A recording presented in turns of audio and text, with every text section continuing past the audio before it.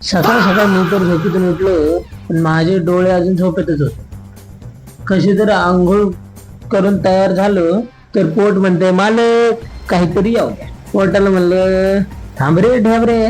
मस्त black tea बनवला आणि ओतला ढेबऱ्याच्या तोंडात. पण तोपर्यंत आपली दुकान उघडायची टाइम झाला. फटफट दुकान उघडलं आणि तुमचा भाऊ लागला धंद्याला. दुपारचा टाइम झाला, परत पोट म्हणते, मालक. ते म्हणलं, थांब रे, करतो ना काहीतरी. मग काय, कांदा कापायला सुरू केलं आणि डोळ्यांना नसलेल्या गर्लफ्रेंडची पण आठवण यायला लागली. असे डोळे पुसत पुसत आपलं दुपारचं जेवण तयार केलं. पहिले पेट पूजा, मग काम पूजा म्हणत पोट भरूस्तवर खाल्लं.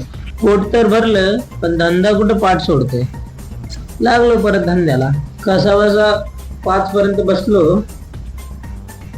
शेवटी केलं लॉग आउट. जाऊ द्या, तुम्ही घ्या फॉलो करू.